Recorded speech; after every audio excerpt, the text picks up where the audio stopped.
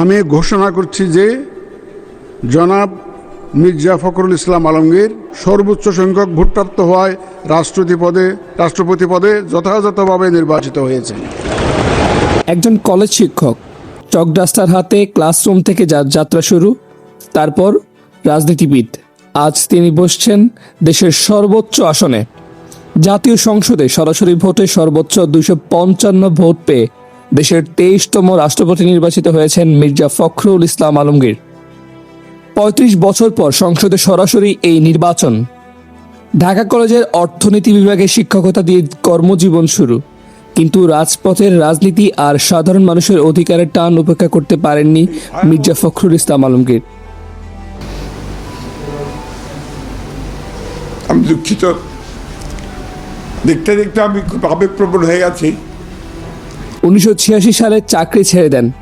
2 বছর পর 1988 সালে ঠাকুরগাঁও পৌরসভা নির্বাচনে জয়ী হন চেয়ারম্যান পদে।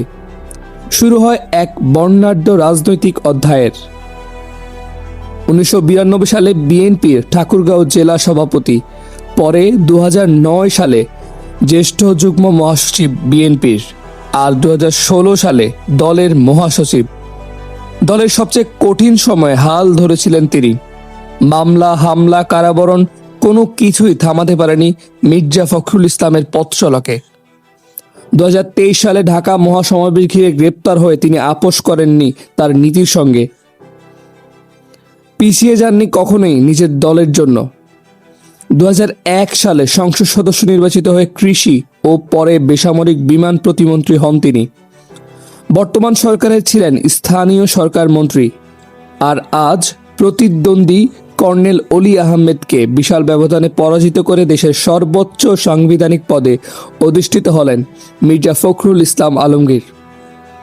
চকডাস্তার হাতে যে যাত্রা শুরু হয়েছিল একটি ক্লাসরুমে, 40 বছরের সংগ্রাম আর ত্যাগের পথ পেরিয়ে তা আজ পৌঁছেছে বঙ্গভবনে। রাজপথ থেকে রাষ্ট্রপতির আসন, এ যাত্রা ইতিহাসেই বিরল।